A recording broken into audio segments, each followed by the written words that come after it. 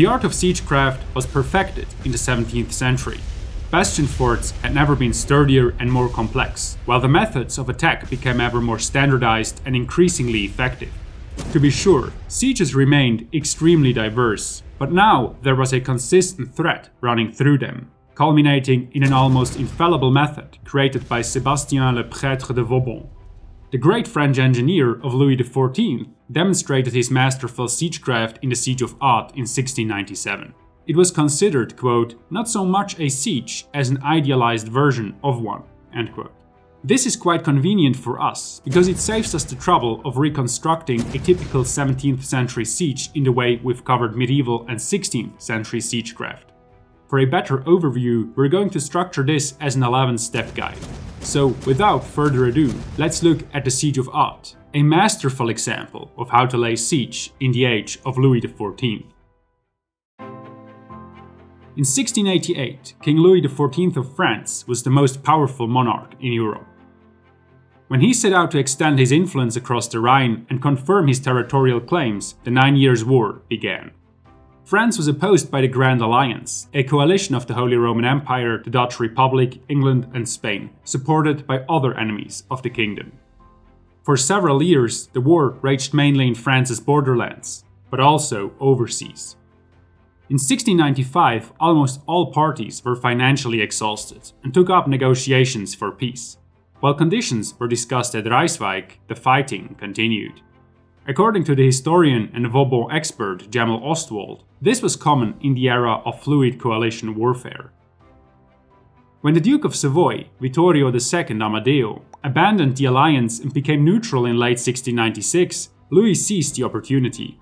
He prepared to invade the Spanish Netherlands to force the Allies to acknowledge his territories and his preeminence. Amid rumors of an impending suspension of arms, France prepared to wage war on its northern border. For his demonstration of force, Louis had a specific place in mind, the Bastion fort of Ath. Early on the 16th of May 1697, 12,000 French cavalrymen arrived before Ath. Seemingly out of nowhere, they surrounded the town and occupied the main roads, river crossings and important buildings around the town. This was always the first step in a siege and often the task of cavalry. The faster a place was cut off, the less time the defenders had to prepare. While the cavalry was patrolling the surroundings, the French siege army advanced towards Ath. Soon, its commander, the Marshal of France, Nicolas Catinat, and the engineer at his side, Sébastien le Prestre de Vauban, were looking from their camp at the formidable fortress they were facing. The fortress of Ath in modern-day Belgium had been modernized by Vauban himself, shortly before the French had seized it to the Spanish in the Treaty of Nijmegen in 1678, along with several other fortresses. He had turned it into a cutting-edge octagonal bastion fort, with almost ideal proportions. The rivers Dender and Loige meandered around the walls and filled the ditch with water. Normally just about 30 centimeters, but in times of war the waterline could be raised to almost 2.5 meters by closing a sluice. Massive and well-placed outworks protected the vulnerable spots, and the side facing Montferrand had been adapted to resist fire from the heights. In short, Ath was a pretty much perfect bastion fort according to Vauban's standards. Now Louis XIV called upon Vauban to capture his own creation. While the siege army was beginning its preparations, two other armies, in total 140,000 men, screened the surroundings and observed the enemy. Such armies were known as armies of observation and were a reaction to the increasingly large relief forces fielded in the 17th century. Thanks to them, Catinat's 40,000 men could completely focus on the siege. They faced a small garrison of 3,600 soldiers, 30 engineers, 30 artillerists with 32 guns. The defense was commanded by a 65-year-old man by the melodious name of Fernand Gaston Lamoralde de Croix, Comte de Reux.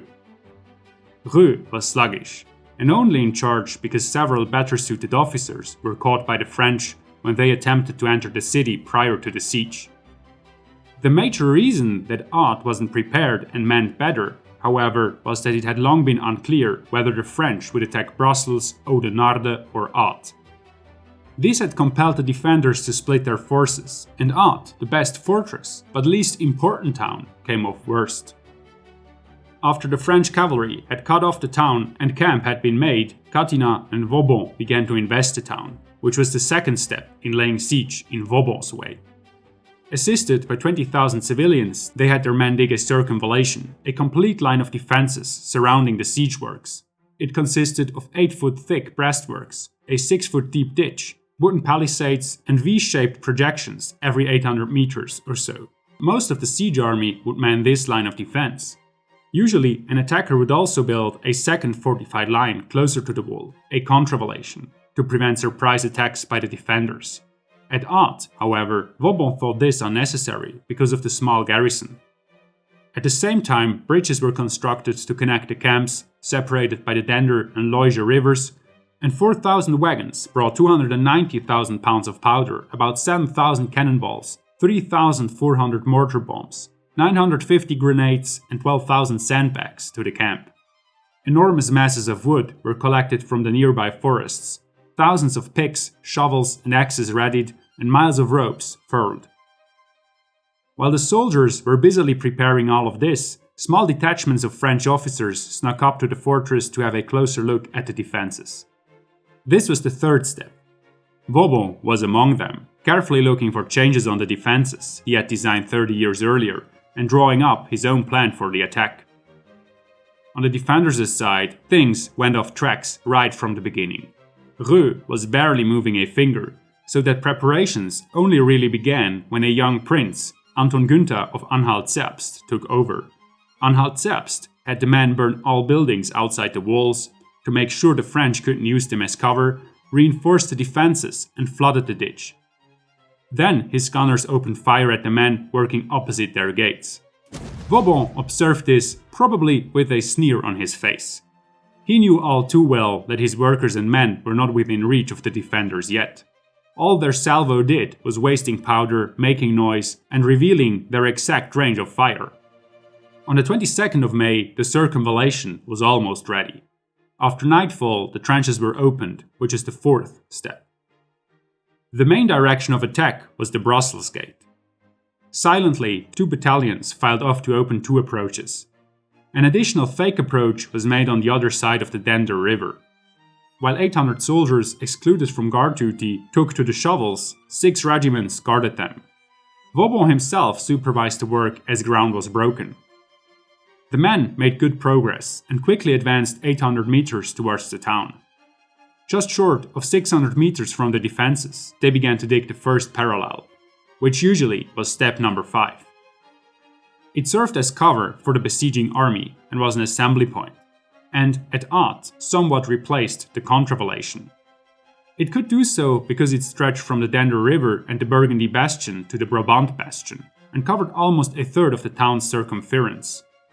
Usually, the first parallel was also where the attacker installed the first set of batteries to cover the advance with suppressing fire. But again, Vauban thought this wasn't necessary. As intense rain had rendered the men working in the dark almost invisible, the defenders were unaware of the quick progress. Now that the attackers were within range of the garrison's guns, they switched to what is known as sapping, which means approaching the fortress in zigzag lines. With this, step 6 began, the advance to and construction of the second parallel. This was dangerous and hard work. Layer by layer, crawling sappers removed earth and heaped it up towards the fortress. This way, the saps were deepened and broadened little by little, until a man standing upright was fully covered, and artillery pieces could be hauled along them. Just before the point at which the enemy could shoot along the trench, it was cut back, which caused the trenches to form the characteristic zigzag shape. If done well, losses were usually negligible during this process, even despite heavy bombardment. At Ath, the second parallel could be dug after only 2 days, about 300 meters from the counterscarp, the outer side of the ditch. The ever-approaching network of trenches was a visible noose tightening around the fortress, which forced those defenders still hidden in the grass to retreat to the covered way. Now the garrison really took to the guns. Relentlessly, they were thundering at the trenches. As the Seps approached the walls and came within reach of the covered way, musketry joined the infernal orchestra. Vauban told his men to persevere. Soon he would bring his own artillery in position and silence the defenders. it was rather an exception that a besieging army waited until the second parallel to put up its batteries. But it seems like the master of siegecraft knew exactly what he was doing. Jean-Baptiste de Vigny, the commander of the artillery, was itching to return fire, when on the 25th of May he finally received orders to bring the guns to the front. He installed his guns in 8 batteries, each shielded by massive breastworks. On the 27th of May, they fired their first roaring volley. For now, their task was to prepare the attack on the covered way by smashing through the palisades on the top of the glacis, an artificial slope just outside the ditch, and to clear the infantry of the covered way and the ravelins. This was to prepare step 7, the advance on the glacis and the construction of the third and final parallel. 36 guns deployed ricochet fire. The historian John Lynn explains that this was a mode of fire developed by Vauban and for the first time used on full scale at Ath. When using ricochet fire, the gunners didn't load their pieces to the max, so that the balls would be lobbed over the parapets and bounce along the covered way and the ravelins, maiming those positioned there. This took a heavy toll on the defenders and forced them to take cover. Because of that, their musket and artillery fire decreased dramatically. In addition, 2 mortar batteries bombarded the Cambrai, Brabazon and Récollet ravelins from the 28th of May. This suppressed the defenders' fire almost completely and allowed Vauban's workers to drive the Seps forward rapidly. Within 3 days, they advanced to a couple of meters of the covered way. There, about 30 meters from the covered way, the third parallel was usually installed to establish a secure position very close to the town. But the extraordinary success of the artillery led Vauban to forego this too. Instead, he simply had small redoubts built to shelter groups of grenadiers, the shock troops of the time. At this point, he also brought another innovation of his into play, the so-called cavaliers de tranchée. These were raised firing platforms from which musketeers could enfilade the defenses and bring the work of the ricochet fire to perfection. However, there wasn't much to perfect, as became clear when a small scouting party crawled on top of the glacis. The covered way was almost completely abandoned. This clearly shows how effective Vauban's ricochet fire must have been. This made step 8, the conquest of the covered way, hitherto usually the costliest phase of the siege, a giveaway. The scouts immediately sent for support, and by dawn the French had seized the covered way. They only met a few surprised defenders in the redoubts. Throughout the next day, the French workers turned the covered way around by including it into their system of trenches and by building a parapet facing the wall. They were met by another hailstorm of lead and stone from the ramparts.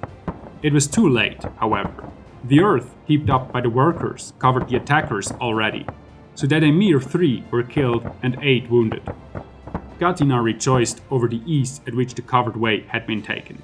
But when Vauban inspected the works personally to prepare step 9, the attack on the outworks, a musket ball pierced through a pile of sandbags and hit the engineer's collarbone. Immediately, Catinat's joy was blighted with worry for his friend and engineer. Vauban had a severe wound, but he shrugged off medical attention. He was used to taking a hit from time to time, after all.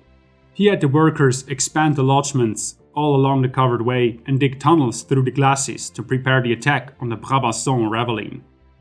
When they broke through at the very bottom of the ditch, they began to build fascine bridges to cross the moat. Meanwhile, the artillery was rearranged and 2 new ricochet batteries were built sideways to enfilade the neighboring ravelins. In addition, Vauban had 2 breaching batteries installed on top of the glacis. Now, mortar bombs rained down on the defenders. Ricochet shots denied them any cover, and the heavy guns of the breaching batteries banged against both faces of the ravelin. On the 31st of May, the walls crumbled and the fascine bridges in the ditch were ready. When one of the mortars hit the sluice gate, which was retaining the water, the ditch went dry within hours as well. The time for an assault had come. In thick gunsmoke, a forlorn hope of grenadiers was charging through the ditch, fighting its way up the breach and pushing back the defenders. Within minutes, they established a lodgment on the ravelin, which gave them the necessary cover to repulse several attempts to recapture it. Only after a long struggle, the 70 remaining defenders retreated to a redoubt at the back of the outwork. They were cut off from the town and completely surrounded. With no hope for help and no way to retreat, they surrendered on the 3rd of June. Now that the rebellion was turned around, Reux and Anhalt-Zerbst could only watch as the French were digging trenches and building a gallery to the Tenaille, a defensive screen in the ditch, and the Brussels gate behind. But Vauban's major objective were the Namur and Limbourg bastions. The breaching batteries for that had long been ready and were firing at the sturdy bastion walls. Opening a breach in the main wall or the bastions was step number 10. The salvos of the breaching batteries usually targeted an imaginary line just above the ground to weaken the base, then moved in a vertical line upward, placing ball above ball until they reached the upper end. This procedure was very slow but very effective. Within 2 days, the wall began to crumble. The defenders rushed to the spot to repair the damage, but continuous fire from the batteries made the interior of the bastions a field of death. Fewer and fewer dared to come out, so that musket fire from the town ramparts diminished from hour to hour. As the threatening breaches grew larger, the helpless defenders lost hope. When they also heard news that the 150,000 Frenchmen in the surroundings had turned away a half-hearted relief attempt by King William III of England, they knew they were on their own, and they realized they were fighting a lost fight. Catinat and Vauban, in contrast, were in high spirits. Their biggest concern was that peace might be concluded before they concluded their siege. Vauban said, quote, "Things are going marvelously. I see, with great pleasure, that I know their works better than they do. It is also true, and I can say this without being a braggart, that never has a place been attacked with as much art and speed at the same time." End quote. On the 5th of June, time had come for the last step, the general assault. The breaches were wide enough. Vauban and Catinat themselves came forward to have a look at the situation. 22 companies of grenadiers were ready for this task. But before Catinat could give the order to attack, the white flag appeared over the walls. In the same night still, terms were agreed on, and what little remained of the garrison left the town on the 7th of June. While the defenders had suffered an unknown but certainly large number of casualties, the French merely mourned 50 dead and 250 wounded. This was extraordinary, as the attacker usually suffered tremendous casualties, especially before the arrival of Vauban's methods. Also, the fortress had been taken in a record-breaking time of just 2 weeks, and with much fewer resources than expected. The Siege of Ath showed just how effective Vauban's methods could be when properly executed. Not even a cutting-edge bastion fort could put up with it. The Siege of Ath became a showpiece for generations of engineers and history buffs up to this day. Vauban, the creator of the method himself, had demonstrated masterfully how to lay siege in the age of Louis XIV. If you follow his methods, any fortress will surrender to you. Our videos take a lot of time to research and animate. We do all the work just between the two of us. Unlike other channels, we can't release videos every other day or even week. So, if you enjoy our content, please consider donating via Patreon.